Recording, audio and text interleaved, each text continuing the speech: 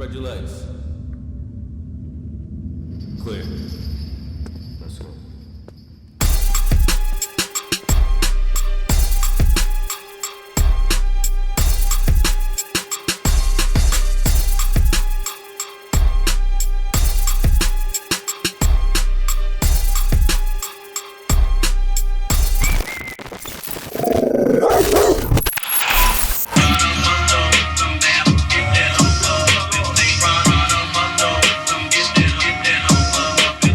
Lobel, that grand finale, we had to end it up with that SF shit.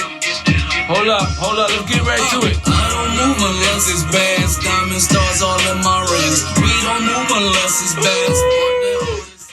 You already know what it is, a dog in the yard, grand finale. It's your boy Pistol, third season. Today we got a good friend of mine, Steve Lobel. Steve Lobel, man, is my brother, man.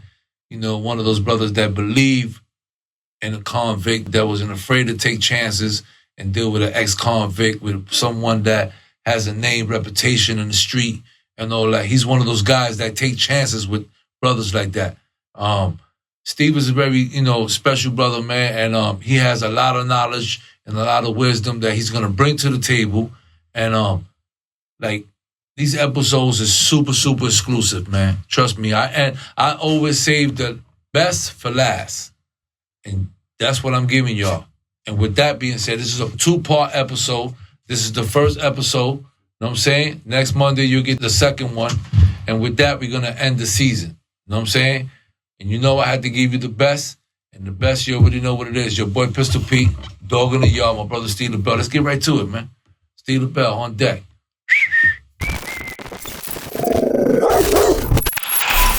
When you in that Tampa Bay area, make sure you reach out to my boy Gus Torres, man. If you want anything that has to do with real estate, man, make sure you hit him up. You get the lowest prices and the finest houses, man.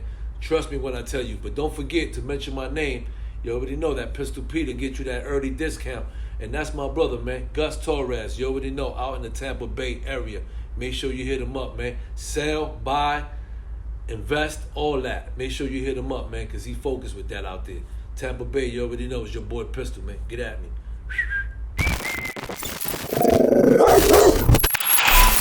You already know what it is, your boy Pistol Pete. It's that dog in the yard, it's that yard talk. And today I got my brother, Steve Lobel, in the building. Yeah. AKA the Iceman. Don't get it fucked up. We working around this bitch. What's up, Steve? I'm blessed, man. How are you doing? I'm good, my brother, man. Last executive producer of Dog in the Yard. Facts. What's up, Steve? Chilling. Welcome to the West Coast. Thank you, brother. I appreciate it, man. But we from New York, I had to come get Steve. We usually do, a lot of jail guys and a lot of guys that did a lot of time in prison and all that. But with this one, it's like, Steve never did no real time, but he's been through a situation where he's been jammed up and been caught up. And also he deals with a lot of jail guys, a lot of gangster guys from all over the world. So it's like, we had to get this. It's important to get Steve on this, So with that being said, I want to start it off. I appreciate that, though. A lot of what you're saying is the truth. Yeah, so I just want to, for those that don't know you, those that never heard of you in your job description, I could say a whole bunch. Like, for instance, Steve Lobel that put me in the position that I'm in, period. Steve is the one that helped me out, period. Since I came home, period. Always held me down, period. Been my friend, loyal to death, period. With all that being said, now we could go into Steve. Yeah, my name's Steve Lobel. The plug, the access, the connect, the middleman. At the end of the day, I'm from Queens, New York. I never forget where I come from, and everybody out there should never forget where they come from, because where you come from is what made you who you are today. I had some mentors in my life. One was my father, and one is Russell Simmons. I grew up in Queens, middle class. My dad worked 4 jobs. My mom didn't have to work. My dad always told me if I wanted anything in life, I need to go work for it. So at the early age, 9 years old, I started delivering newspapers. Where we're from in New York, we have winter, so you could shovel snow. I would shovel snow, I'd make money. I would rake leaves. I would mow the lawn. I would bust tables, anything to make money legally. Because, I wanted those fresh pair of shell toes. I wanted that BMX bicycle. As I got older, I wanted that YZ125. I wanted that 79 Cadillac Barrettes. I wanted that 77 Colors with T-tops. You know, I wanted the member-only jacket. I wanted the Adidas tracksuit. I wanted things. So my dad's like, you got to go work for it. So either you're going to work for it, and that's the only way you're going to do it. Most people are brought up, work for it, or go take it. And I didn't want to go take nothing. I wanted to work for it. So your upbringing, you always had your moms, your dad, you know, go home and stuff like that. When you start getting into, like, you know, in the music game, you know, or meeting, you know, guys that's been in the music game, when all that started happening, and, you know, when all, as far as, you know, the whole transition from, you know, a little kid and delivering newspapers and all that, once you start getting to a certain age, coming out the house, you know. Like, well, you know, because of you, I'll just tell things I've never told before. You know, I grew up, I had a brother. He passed away at an early age from an overdose. Oh, man, sorry to hear that. My sister's still alive, thank you. My mom passed years ago, which you were there. You wanted to beat up the doctor, you know? That's how real it was. Rest in peace, moms. Yeah, we had 7 doctors telling us different stories. But, you know, when I was 13 years old, I had my BMX bicycle, and I'm walking with one of my friends and a girl, and we're on like a block away from my house. And it was like early evening. And this unmarked cars pulled us over, like pulled up on us and stopped me and put me in handcuffs. I was 13 years old. And they put me in handcuffs. I'm like, what's going on here? They're like, you're being arrested. Never been arrested before, right? I'm like, wow. For what? They said armed robbery. So like, I'm like, what the armed robbery? Only me, not the people I was with. I was literally a block from my house. First time, like in handcuffs, I wound up in Spofford, in the Bronx. I don't even think I've ever even been to the Bronx, you know, at that age. Right. You know, I remember going to like downtown Manhattan and see the bums washing the car, and I would, Mommy, Daddy, I would be scared of the bums washing the cars. You remember? At the Bowery. So I might have went to a Yankee game back then, and that might have been the only time I was in the Bronx, but I'm in the Bronx, in Spofford. I'm in the precinct in Queens, the 107th precinct. Then they taken me to Central Booking, Queens House. And then I'm on a bus to Spofford. But all this when you was 13 years old? 13 years old. So now I'm in Spofford. And I'm like, naive. I'm like, can you turn the air conditioner on? They're like, there's no air conditioning. Can I have some cheesecake? Because I like sugar.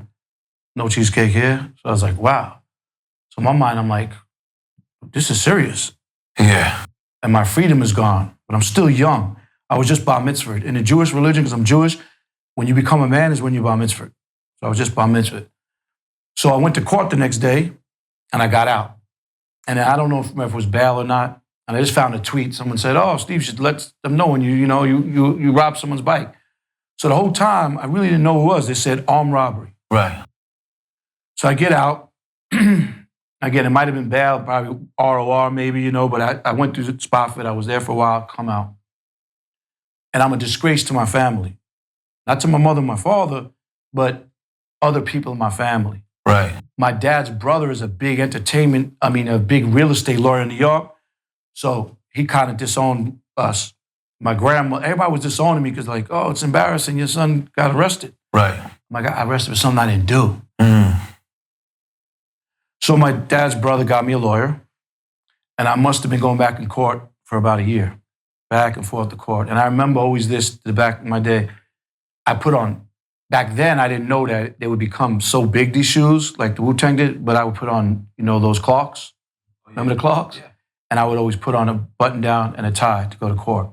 And I never really wore suit and tie except for when I was bar mitzvah. Where I come from, we only wear suits. Court case, a wedding, a bar mitzvah, or a funeral. So I'm going to court, and it's very, takes a lot of your energy, man. My mom's taking me to court. I'm sitting in court. I'm like, damn, I don't know what's going to happen to him. 13 years old, I ain't going to lie. I'm fucking nervous. Of course. Armed robbery. Going back. And I'm like, I didn't do this. So I'm not going to take any time because I know I did not do this. And I didn't even know what the fuck they were talking about. So what I did was, I said, let's take it to trial. I had a lawyer. We were paying the lawyer. It was my dad's brother's friend who was a criminal lawyer, paying him. Cost a lot of money. And I feel bad for people who can't afford a lawyer. So it went on for about a year and a half, man. It's like you got to miss school to go to court. And it was just ongoing, man. It's like embarrassing. Yeah. So I went to trial. And the kid's sitting on the trial, or sitting on the thing. And they say, is anybody here that you see? And they said, did that individual do that? And the kid sat there and said, no. I said, well, why'd you say he did it? My father told me to say he did it. Wow. I was like, holy shit. And I went back in my mind, I'm like, where do I know this kid from? So I remember riding my bicycle that day with a bunch of people, and we rode a bike, and we passed that kid on the bike down there, like Long Island Expressway. I guess later on, maybe someone may have robbed his bike with either a gun or a knife. So that was the best feeling of my life, man. That was a fucking relief. Holy shit. And I told everybody in my family, not my mother, my father, my brother, my sister, my brother was still alive. I told my family, I told you I didn't do this. Yeah, hell yeah. And, you know, I didn't grow up where my other cousins grew up. They grew up in Long Island, Craig Neck, and stuff like that. I grew up in Queens. Everybody looked at me funny ever since, but I always said I didn't do it. So I said, okay, this is false arrest, right? This is false arrest. And I sued the city of New York. False arrest. That was pretty smart. Yeah. Because I got arrested for something I didn't do. What was the outcome? You know. Charge? Oh, yeah? Yeah. False arrest. Yeah, that was... You know how many people are locked up in jail right now? That was really smart, though, Steve. That are false arrested? Oh, me? You know I went to jail for fucking... I ain't telling you to do. You know, and that's a whole nother thing, because I crazy. watch your podcast a lot, and me being executive producer, like, we don't really talk to you and interview you yet, but, you know, we'll do that another time. But you've been to jail for false arrest. There's people in jail right now who are incarcerated for things they didn't do. Rest in peace to my man Chuck. You know, he was locked up for something he didn't do back in the days. And he was on Rikers Island. They're like, yeah, you know, yeah, whatever, Shamik, because he was named Shamik Ron Chuck from Queens. And they were like, he was like, yo, I didn't do that, murder. I'm like, yeah, whatever. They just treat him like an average person for 2 years. He wound up beating that case. His cousin that did it, they looked alike. His cousin got like 20. He sued the city of New York for like $3 million and won. But then he got caught up in other things, and then he rest his soul, he killed himself. Yeah. But I'm just saying, too, there's a lot of people arrested for false arrest. So I was like, you know what? Well, I'm a suit in the city of New York. So after overcoming that at 13 years old, how did that affected you, or you moved on and left it alone, and you kept? No, it affected me. It fucked me up because so you know, it fucked me up, man, for a while, because I looked like a bum or a loser to some of my family members when I was telling them that. Yeah, especially they acted funny. And it mentally fucked me up. It was embarrassing. But one thing I learned about it is freedom is priceless, man. I wanted that cheesecake. I needed that air conditioner. And I never heard someone tell me no. I was never in handcuffs. I never been on a bus to Spofford. Never really been to the Bronx, you know? How was that feeling though on the bus? You know, for something that you didn't know, you don't even basically know what the hell happened. How was that experience? Nervous. I'm gonna keep it real with you. I was nervous. And there was some people on the bus with me, not many. But you're nervous, Hey, Steve, bro. I'm gonna tell you something. If a person sits there and tells me that, oh no, I went to jail my first time and I was on the bus going over Rikers Island, and I was like, I can't wait to get this. I could cut somebody and I'm tough. They lying motherfucker. Bro, I went to Rikers Island with you. I went to Rikers Island never as a person, but I went there on visits. I went to visit my man Mustafa. I think it was in C-76 back then. I went to visit my man Patty. So you went from, at 13, you finally got that case over. It affected you crazily. What happened from that? From that point on, you set your mind, you're never going back to jail because you said you want your honey buns, you know, you want your shit. I want my cheesecake, I want the air conditioning, you know? Exactly, so from there, you know, I'm 14 years old by now. And I get a job as a busboy in a restaurant down the block from my house. And at that time, I was going to, you know, junior high school. So in junior high school, and where I grew up with Spanish people, black people, white people, Jewish, Italian, Puerto Rican, Cuban, Colombian, black. So I grew up with a lot of type of people. My mom let everybody in the house. So I'm like 15 years old, I'm working in this restaurant as a busboy. And I'm making like good money. So I'm like, yo, I'm not gonna do nothing fucking illegal because I don't want to go to jail. I'll bust tables, man. And at that age, as a busboy, you can make yourself $150 a night. I always told the guy I'm gonna buy this restaurant from him. He laughed at me. So I just wait. Then I went from a busboy to a waiter. Now, I was going to school. I couldn't sit in school. And I always wondered why, right? But I didn't understand why I couldn't sit in school until I got to high school. I went to Jamaica High School. Jamaica High School is off Hillside Avenue. And I went to school with 5%ers. I went to school with white people, black people, all types of stuff, right? But, people. But every morning I have a Sunkist Star and Soda and a Snickers bar. And that sugar, second period, kicked in. I was banging off the walls. I couldn't sit in school. So I would leave school.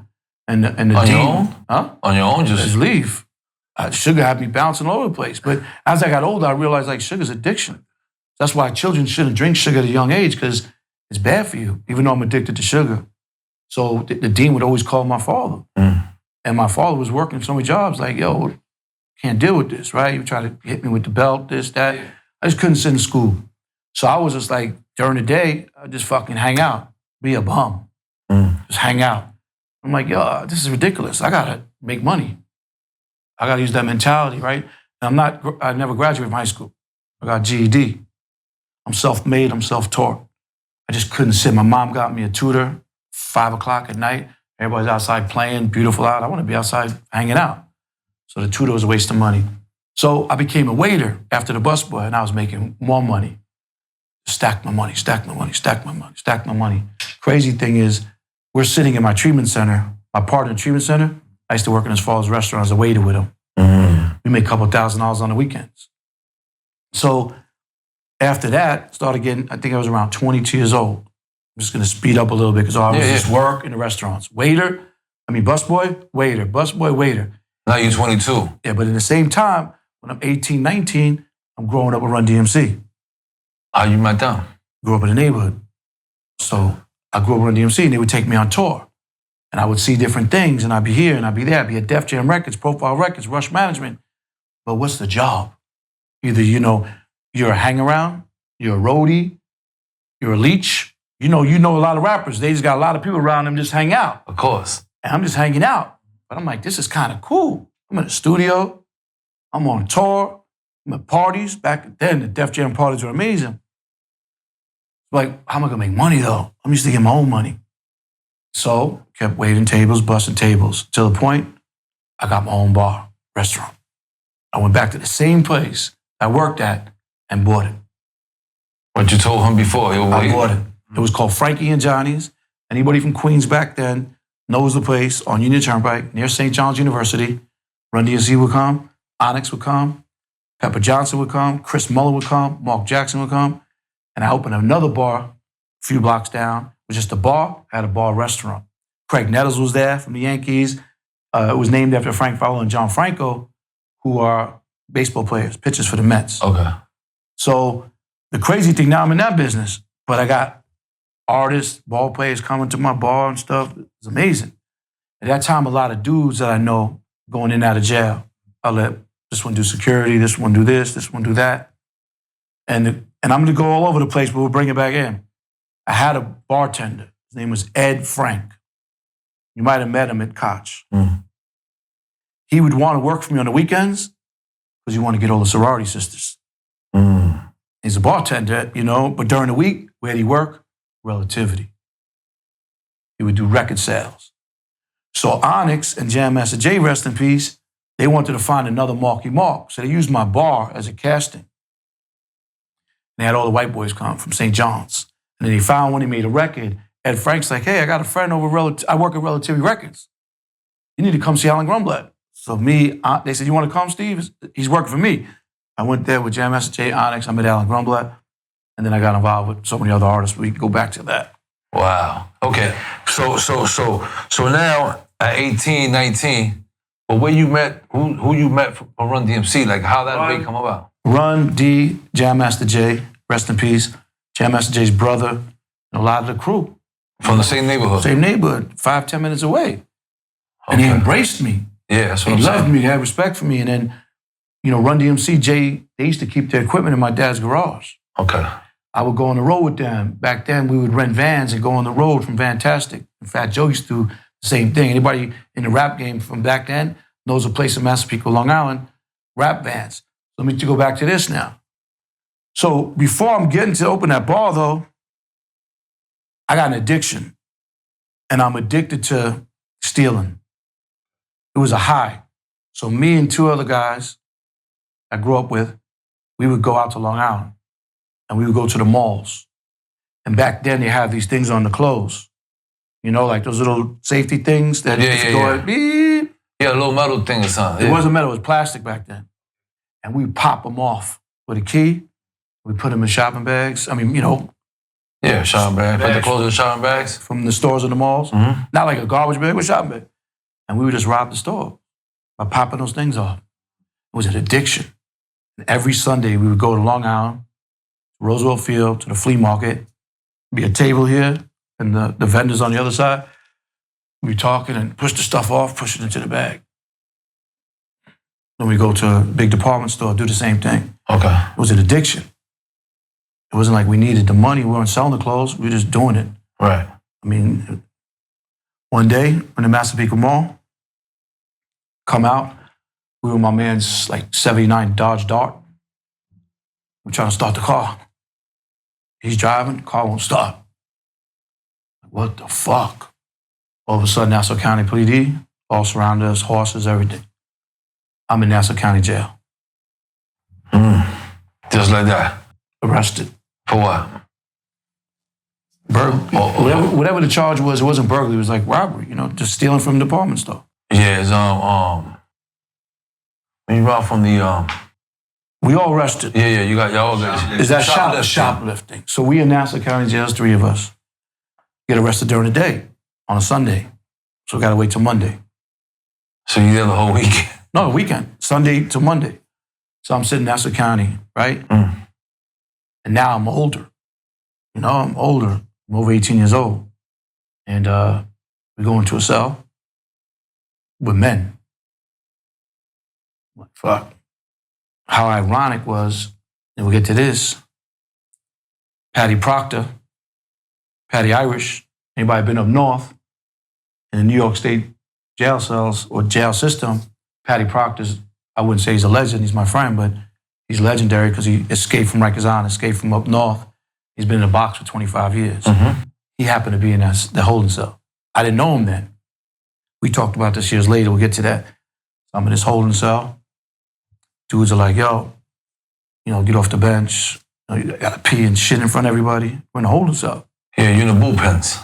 Bullpen, holding cell, whatever. I'm like, damn. I just try to sleep. Thank God I'm praying the whole night. No one fuck with me. No one fuck with me. I mean, they were black, Spanish, white. No one fuck with me. No one fuck with me. And I got my other guys with me, but you know, that was the first time they ever been locked up. Now, I remember when I went to Spofford, I was in my own cell. Yeah. So now I'm in a holding tank. And again, you know, went to court the next day, got out. ROR. Okay. But I felt bad for the guys who didn't get ROR or bail. They went right back. Who knows what happened to them? Patty went back. I never seen him again. Get it? So, fought that for a while. And I think, you know, we pleaded for something and then we wouldn't have a record. Right. You know, and then that was that. Yeah, they expunge the record after you don't get a job for a certain amount of time. Yeah, it was, we were over for a night. But Yeah. after we fought it for a couple times, and then you're like, oh, you never been arrested before? Yeah, it goes away. It's never, when I got arrested when I was 13, it wasn't like, I was charged because that case got dismissed. Yeah, it got dismissed. It's like, ah, he's a good kid, blah, blah. Done. But again, that was my first time now in a holding. Yeah, a weekend. Sunday to Monday. Yeah, that's a little weekend. And I'm still like, I mean, there were other men now I don't know. So it was an experience I never dealt with. Absolutely. So dealt with that, got out the next day, and that case got dissolved. So after that, what transpired? You know, what you told yourself. I mean, you started continue stealing, or no, it wasn't. It's like we were stealing for the wrong reasons. It was like a high. Yeah, like a high. Just get it. Let's just go over and get it done. It was just weird. And then, you know, I was on and just kept going and I opened up the restaurants and, you know, blah, blah, blah. Now, I got my restaurants called Frankie and Johnny's. And back then, there was gangs, white gangs. TMR, KAC, Billmore, Flushing, all that. And then Run DMC would come, and dudes from Hollis, Queens would come, and even Bimmy would come. And I'd have black, white, Spanish in my bars. So it was very good business. My partner, I grew up with on my block, Italian kid. IQ, graduated from St. John's, would watch Jeopardy, answer every question. He was a cokehead because he loved Southern comfort. He would leave to go Southside Jamaica and sit in the after hours for 4 days, do coke, just to stay up with Southern comfort. My man Abdullah, rest in peace, he had just came home from up north. He's Afro-American. He worked for me security. He's like, bro, why are you so stressed out? I'm like, man, my partner, he would come, harass the bartenders, throw shot glasses, keep them till 6 in the morning when I would leave at 10 because I was running the restaurant part. And he would just keep the bar open so he could drink, and then go to after hours. We had video games, kick them down, try to break into them, take all the money. So it was like, he would come back after 3 days, I'm sorry. It was a routine every other week. Yeah. And this is my hard-earned money that I put in these places. He got the money because his father passed away from in an elevator shaft. And they sued and made a lot of money. So he didn't appreciate the money. I never had a drug problem, never did drugs. It went on for a while. I'm like, man, I didn't sign up for this. It was really stressful. So you sold it. I gotta get out of this business. Yeah. It's just the wrong partnership. That's why you have to watch who you're getting the partners with. Mm-hmm. My man Abdullah, rest in peace. Cock Diesel, known up north, known in Hollis, Queens. He was doing security for me. He loved me so much because I gave him an opportunity. He's like, damn, like this is not good for you. But I didn't stop the business because I had Joker Pokers in there, doing things.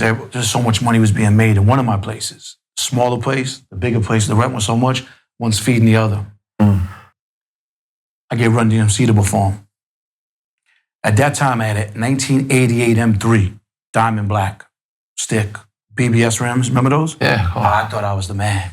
That was a shit though. Oh, man. You know, I had a 77 Color Supreme. I had a Eldorado Blue Barich with the stainless steel top and the True Vogues. Now I got an 88 M3. And my bar was down the block from my house. I kept the 88. I used to drive to work. My mother's like, walk.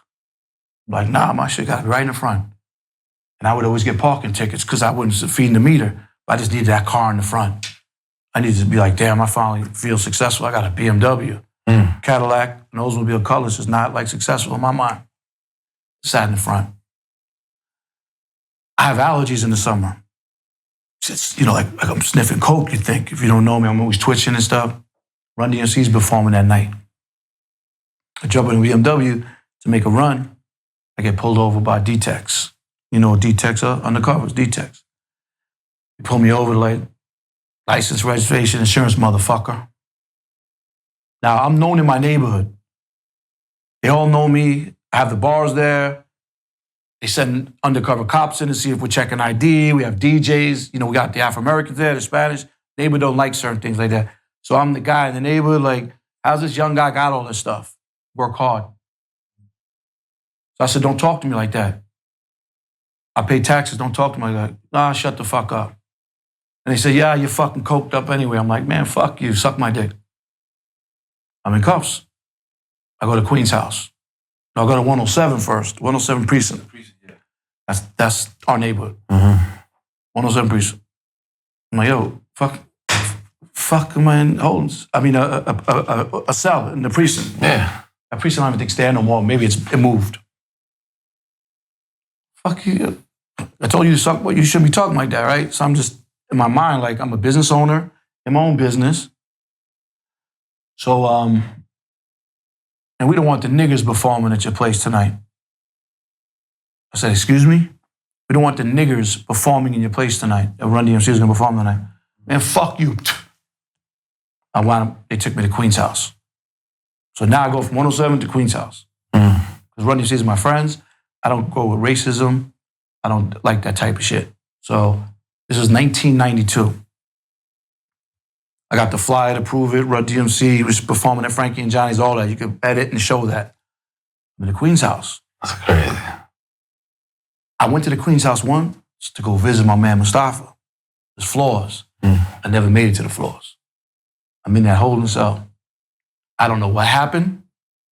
Some call happened, and they let me out.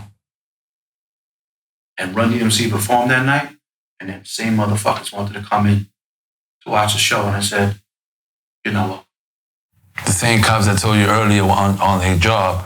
You know, back in the days in New York, the TNT and the D-Tex, Oh, no, it was fucking fucked up. undercovers were fucked up, And man. it was racist and all kinds. Back in the days, of course. To see Jam Master Jay's mural, and we get pulled over on Hollis Ave, and we're out the car, and they're searching the car, and they got the trunk, the front open for the engine, looking for guns. Where's the guns? Where's the guns? Fuck you talking about? Notice Wishbone. Oh, you Wishbone? Yeah, I'm the manager. We came to Jam Master Jay mural. Oh, I'm sorry. And we let us go. So back then, you know, the cops, to me, they were very racist, stereotype people. And that's when all that Black Lives Matter came out. I wanted to speak on it because I know about police brutality and, you know, pulling over the wrong people because of their color of their skin and this and that. And I hung out with a lot of black people back then in Spanish. So they would stereotype. And I'd be in the hood in my BMW, only white guy. And they thinking I'm a crackhead or a drug addict coming to buy drugs in the hood or sell drugs. 'Cause I'd be in South Jamaica, I'd be in Hollis, stuff like that. Right in the hood. So I got out, Run DMC performed that night. I got the pictures, man. It's the funniest thing. The stage was the size of this room, but they did it for me as a favor. And all the white kids that grew up loving Run DMC, I was God to them because I had all the rival gangs of the white kids in my shit. And then when the Run DMC show was over, they went outside, started stabbing each other, fighting and everything. TMR's a gang, and KAC. Anybody from Queens, white back then, even black, Spanish, they know those gangs. But I was the man because I would have celebrities, basketball players, cool people come. But Run DMC performed that night, and I felt good because if I didn't get out, they wouldn't have performed that night. So after getting arrested and going through them changes on me, how long before that, like what transpired in your life, you got rid of the bar? Yeah, so what happened was I had the bar, I had the restaurant bar. I was very stressed out, even though I was making a lot of money. My partner was a cokehead. Well, he was an alcoholic. Okay. It's crazy because I was sitting in a treatment center. Now I'm in the treatment business, right? He would tell me later on in life, I love Southern Comfort so much that I needed a Coke to stay up for days to keep drinking the Southern Comfort. Wow, he went on and went to like the army and became like a big colonel or something because he was very educated. So I sell the bars, but I'm like, yo, I love my community. I love my neighborhood. I want to keep the money in here. So I opened up a pastry shop, a cappuccino and espresso and pastries and stuff. And I wound up getting into a car accident with Jam Master Jay's man. So I had gotten in a car accident. I was a little fucked up. I had no one to run the cafe I had. Opening near a movie theater on Union Turnpike. So I figured, yo, it's a good business. So I got to the point I just got rid of everything. And that's when I got into the music industry again and went to Relativity. And when I started working at Relativity Records, Alan Grumbler saw something in me that I didn't see in myself. He gave me an opportunity to work. And the first thing he said is, I got these Puerto Rican guys and no one could deal with them. So could you go on the road with them? I said, yeah, no problem. And that's when I met Fat Joe. And I went What year was this? 1993. Okay. 1993, I'm working at Relativity Sony. I'm taking a train to work every day. It's a different now mind frame because I got my M3. I got my own business, own money. I'm coming from all that. I'm still young. But Jam Master Jay, rest in peace, told me like, yo, it's a good opportunity. Get in there and look for any door that opens. Remember, I used to be around Def Jam, Rush Management, Profile Records, be around LL Cool J, Public Enemy. Yeah, you already all did. that. So I'm like, okay, this could be a career move. I have no high school graduation, no college education. I just know how to work. And I know how to make shit happen. He's like, hey man, you want to go to the 5 boroughs and put up posters? It's funny you have these poster boards here, because back in the days we had poster boards. It's called POP. And we go to the stores back in the days. If you remember growing up a kid in the Bronx, there's independent record stores. You would go buy your cassette or your vinyl. Yeah. And then they had the Wiz and Sam Goody and stuff. These days it's all digital. I get on the train to the Bronx, go to the Wiz. Remember the Wiz? So I go to Bronx, Staten Island, Brooklyn, Queens, Manhattan, Long Island. I have to go to all those stores and take pictures, put up the posters. I get paid for that. All right. While I was there, I would ask these fucking store owners, hey, any hot artists giving you cassettes and stuff, I started learning myself, like, you know what? Maybe I could find talent. Next thing you know, Alan's like, hey, you want to do radio promotions? I'm like, yeah. Got some relationships with some DJs. Yeah. Didn't have any fucking relationships, except maybe 3. I started calling DJs across the country. Now I'm doing radio promotions. Next thing you know, I'm doing A&R. Relativity Records, I'll give this. MOP, B-Nuts, Frankie Cutlass, Fat Joe. Midwest, Bone Thugs and Harmony, 3-6 Mafia, Dayton Family. Let's go, Common Sense, as we know is Common. Let's go to the West Coast. Mac Mall from the Bay, Drew Down. So I'm working with all these artists. And then we got down south. We got 8 Ball and MJG, Mr. Mike, Tila, South Circle. But because I went on tour Run DMC, I understood there's different artists in these different cities. New York artists, where we worked and dealt with, like, they don't know because they didn't really travel. So again, they're like, yo, we go to Fantastic, we're in the band, like, we're gonna take Fat Joe on the road. Rest in peace, Full Flex, because you know him. He'd be on the road with us. Raul. Okay. Even you had hair. Rated R. Joe. Gee, thanks. And myself. And we would go to Chicago, Cleveland, Detroit, St. Louis, Miami, and we'd do radio and retail promotions. And there was back then, it was college radio and college video stations. And we'd go to radio stations with the vinyl. We'd go to clothing stores, malls, giving out all Joe stuff. A lot of work. A lot of work. And Joe lived in an apartment over the bridge from Queens. We'd push him through the window. He'd always forget his key. And Joe was a worker, man. And went out there and worked. And Pun, I can't forget Pun. Pun was Joe's artist. He was on the road with us. And Pun would always want to use my phone. But how long before, when you met Joe, though, Pun wasn't around? Yeah. Because Joe was at the label, but when we first went on the road, Joe brought Pun with him. Oh, that's when he brought Pun. Okay. And Pun would always sit near the door in the van and argue with me to use my phone. But I'm using my phone to call radio and retail and set up stuff. Call it before we get and there. Pun's like, yo, man, give me the phone. And I was like, 1 second, we'd argue. I just want to call my wife and kids. That's why when he passed, I was like, why he saying, the kid loved his kids? He would always argue. I would say, when I'm done here.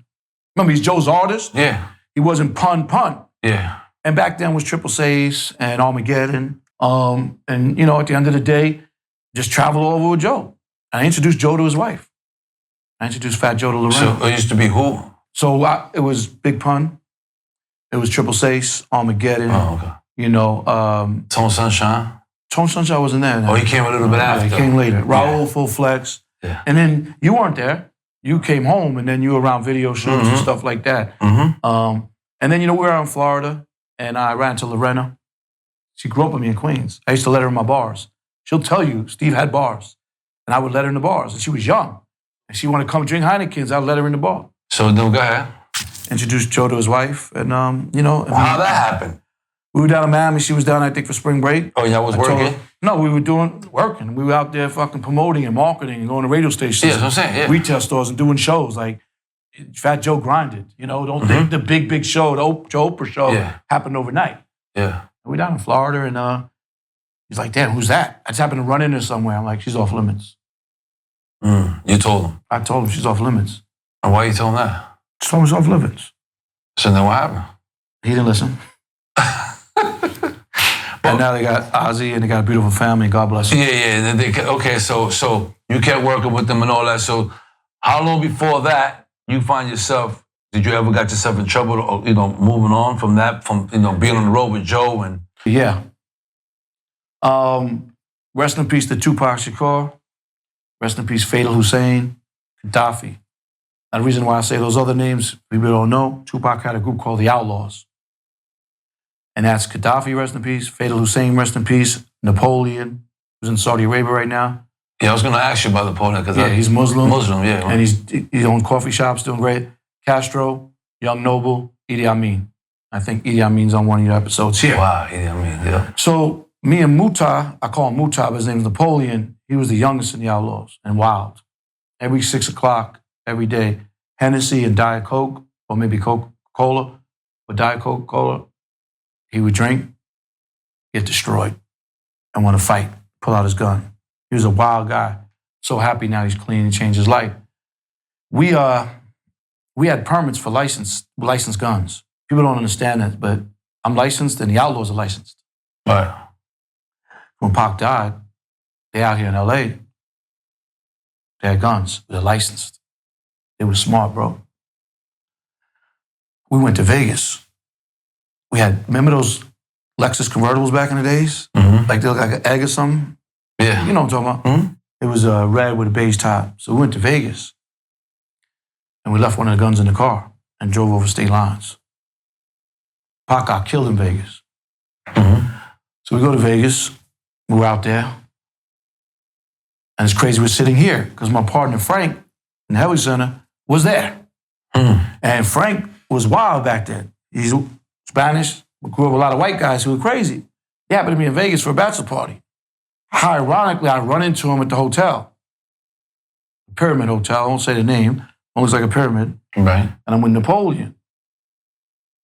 The problem is that Lexus, the valet guy, had a pen in his car and wrote on the fucking seat. You know, Pete, if someone did that to your car, you already know what you were doing. Oh, fucking crazy as hell. So he's a hothead, calling from the Outlaws.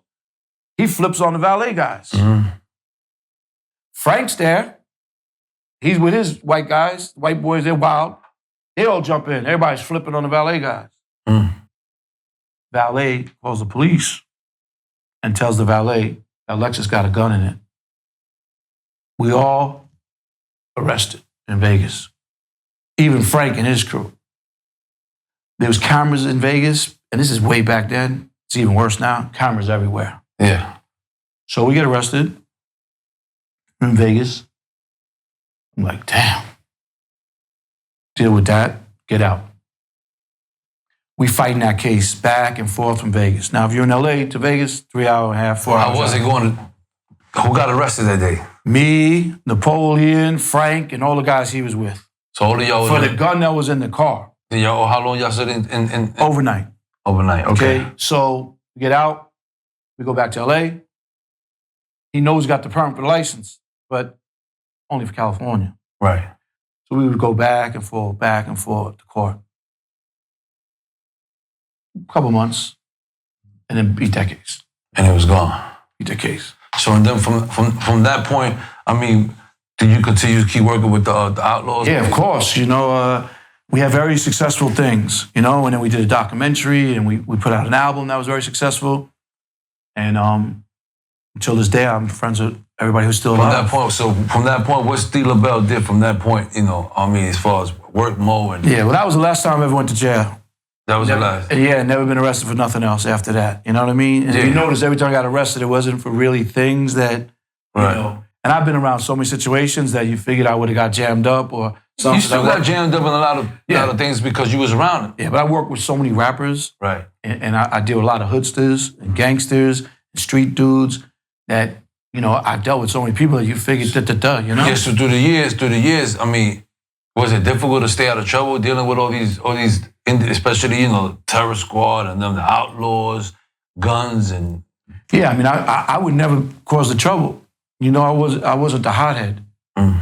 I always like calmed every situation I've been down. And remember, I've been down with so many different rappers. You know, working with Bone Thugs and Harmony for so many years. You know, I met Eazy-E, and he passed away.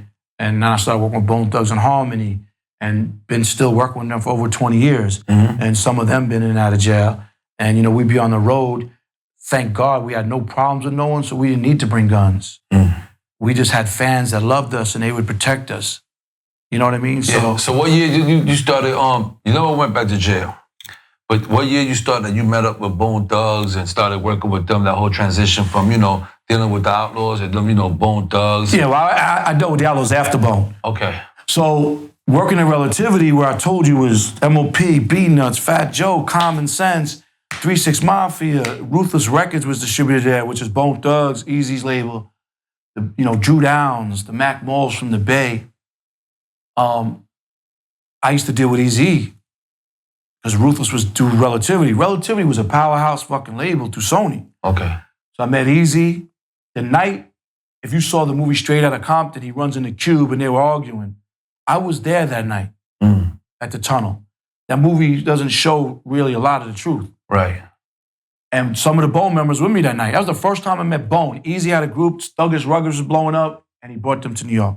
I met them, and that night I went to the tunnel. Remember the tunnel? Legendary tunnel. And only 2 members of Bone went, and went with Easy and his bodyguards. So we left, and Easy wanted to walk back to the hotel. Because, you know, Pac, Lazy Bone, Easy, any real dudes, when they're in New York, they want to walk.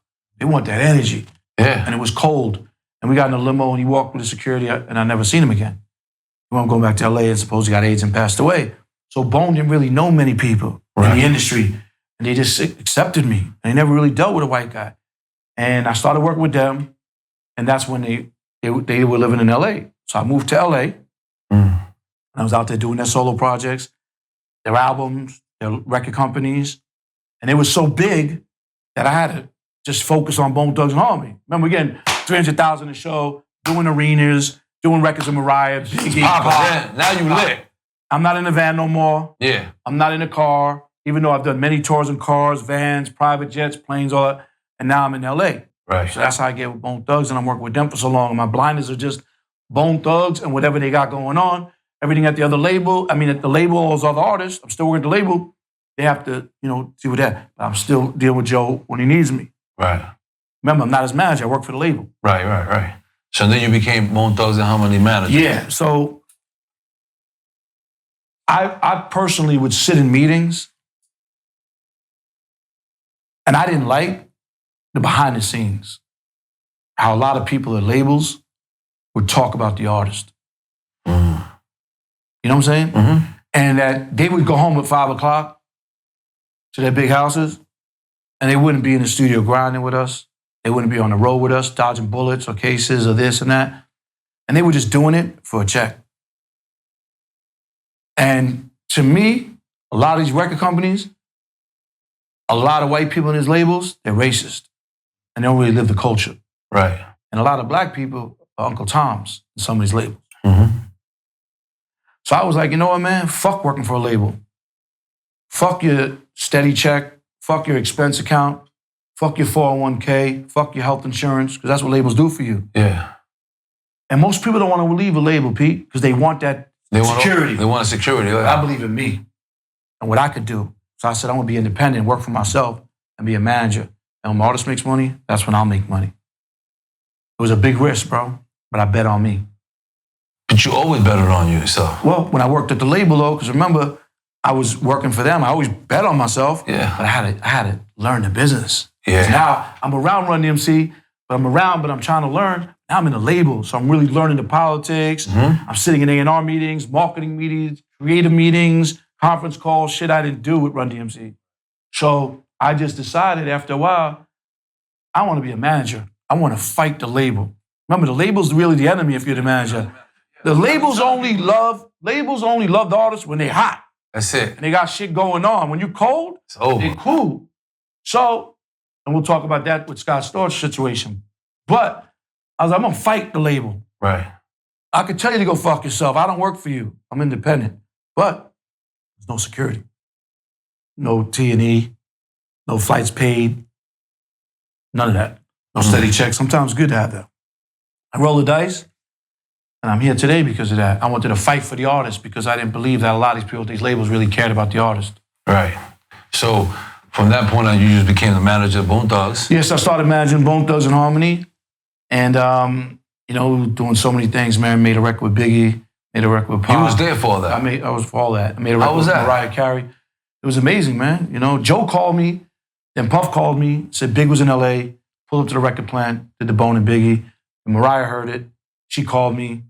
Did a record with Mariah. Remember, Bone did a record with Eazy, rest in peace. Did a record with Big Pun that we brought Pun to get on Flesh Bones album first, then he got on Crazy Bones album. Tupac.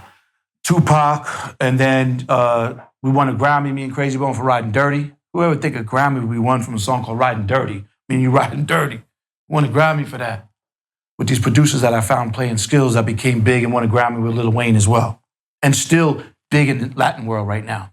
And I do have a partnership with them with a thing called CTM Latin in publishing. We have a studio in Miami. You need to go check it out.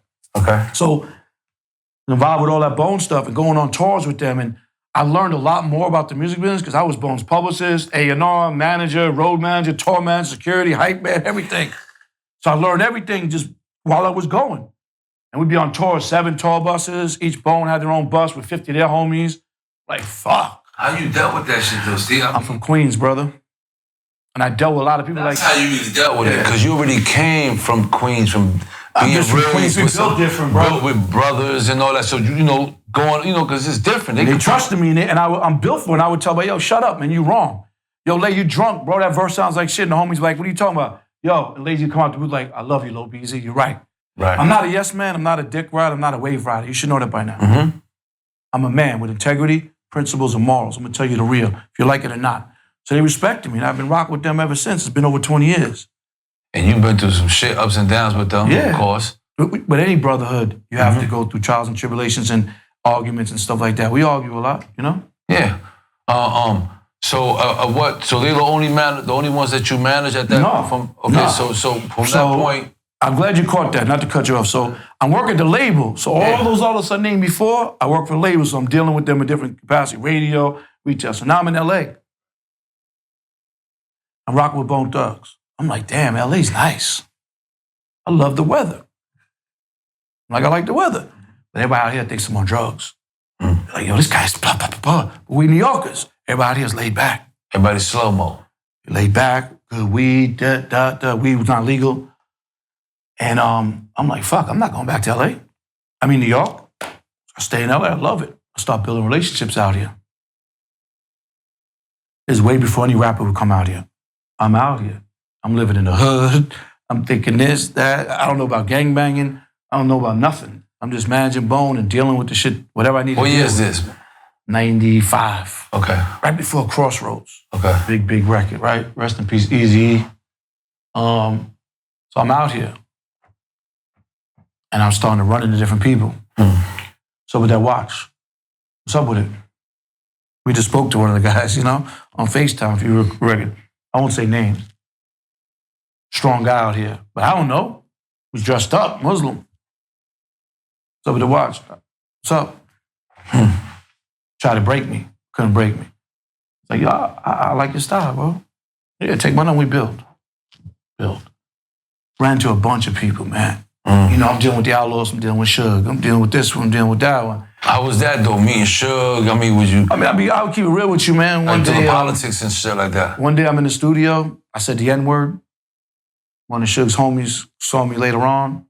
He said, yo, you need to go to the bank and pay me $15,000. Saying the N-word, I said, you have to kill me. I don't get extorted. That's extortion.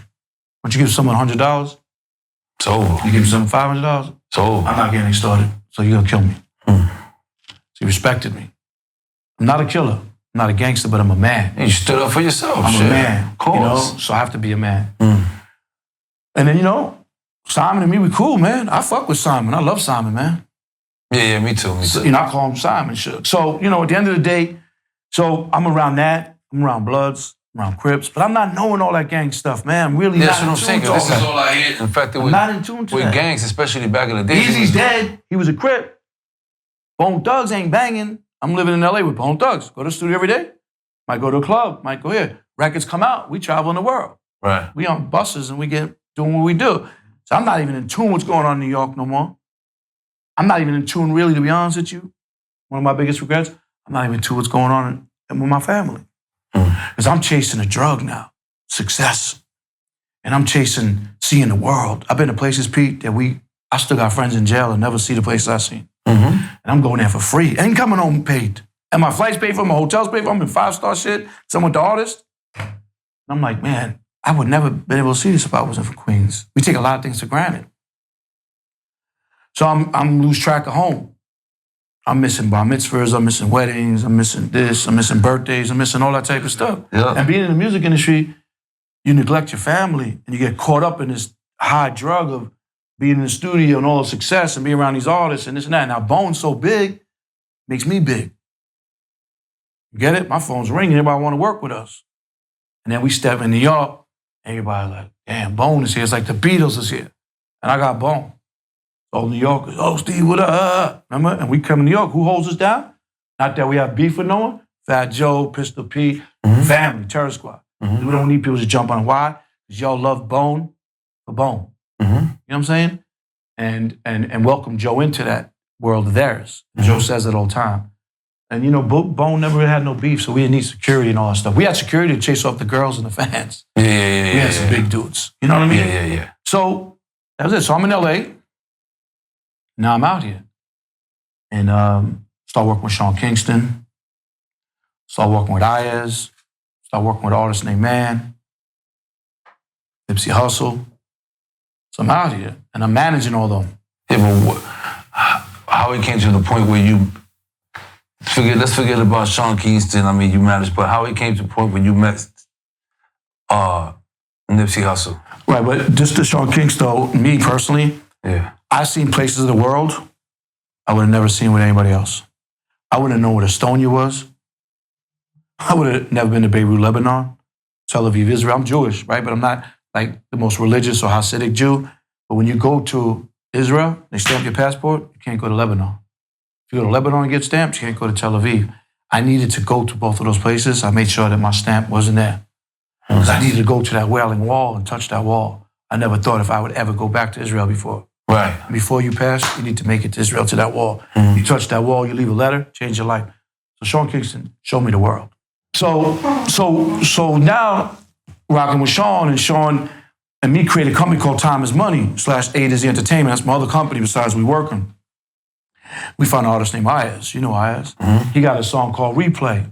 Goes #1 in the world. So now I'm on another run around the world. I'm like, damn, shit, I didn't think I was going to make it back to Israel, but I'm going everywhere. You know how beautiful Australia is? You know how beautiful Hawaii is? You know how beautiful Prague is? So I'm traveling the world again. So I'm running with him. Sean's, you know, he's on album mode. Ayaz got big records. He slows down. I got an artist named Man. He got a record called Buzzin', 50 and 50 Cent. Oh, the little guy. He got the record with 50 Cent. He says, Taught the Game by Steve Lobel. That record blows up. I'm back around the world again, too. I'm like, whoa. I'm stuck in New York. Move up to LA to Bone, seeing the country with Bone, and now I'm seeing the world with all these young boys.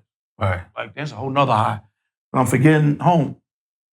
You know, mom's passes and this happen. You know, you forget. You get caught up. So anybody out there watching? You should be caught up. Yeah, you're young. I have balance now, but these young kids out there just know that have some balance. So now I'm in LA, still talking, right? We're getting to Nipsey, you saying? Yeah, how from working for Kingston and with Ayaz and when's the first time that you met Kingston? Like, Nipsey Hussle. So the first time I met Nipsey, or should we say the first time you met Nipsey, or should we save that now? Yeah. Look, I'm in LA.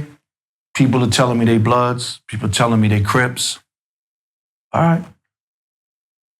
No one really banged on me, not from LA. A lot of people out here got extorted, bro, from gang members that came out here from East Coast. Rappers, a lot of shit like that was going on, but you wasn't aware of it. Yeah, rappers, exactly. I didn't know all that stuff, but you know, you hear about things. Right. But people approach me to try to take my watch or stuff. That ain't happening. Kill me. Please kill me. So, again, I hear about certain gangs. So one day, out here is a big radio station like Hot 97 is. Right. Power 106. Right. Big station. Shout out DTE, man. LA Leakers, Felly Fell. I'm at the Powerhouse, Summer Jam. You've been to many Summer Jams on the East Coast. I'm on the wall, chilling my foot up. I'm with my man Mustafa. My man Mustafa just came home from up north. Right. Yeah, did a so-called murder. Mm-hmm. But they brought it down to attempted murder. He came home, it was like 10 years. He came out here because Run DMC was getting a handprint. You know, this is like different times, right? So I have to go back and think, but Run DMC got a handprint. This was before Jam Master Jay died, so I brought Mustafa out here. Moon wound up staying out here because I put him in position to do security for Bone Thugs. Right. We at the Powerhouse. Boy, I thought Suge was big. This guy's coming towards me. White tee, glasses. I'm like, yo, move. I don't know who the fuck this is, bro, but be on point. Comes up to me, he's like, you Steve Lobel? Like, who wants to know? Because I'm Big U from 60s.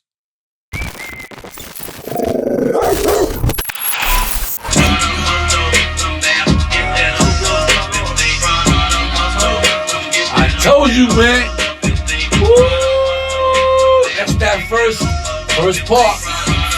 on that 2-part episode.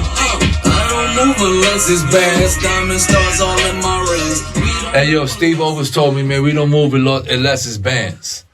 You know what I'm saying? So, man, listen, I know y'all guys enjoying that first part. You know what I'm saying? Second part is super legendary. It's about to get even more exclusive. You know what I'm saying? Our talk get more in depth. You know what I'm saying? So, man, listen, man. I just hope that you guys really enjoy that first part. You know what I'm saying? And now we're going to get into that second part, man. You know what I'm saying? So with that being said, let's not forget that merch. You know what I'm saying? Get that merch, man. You got your hoodies, your T-shirts. Summertime coming. I want to see my peoples out there representing that dog in the yard. It's your boy Pistol Pete. That grand finale, you already know. It's your boy Pistol, dog in the fucking yard. All right? Let's make it number one, man. Get at me, Steve Lobel.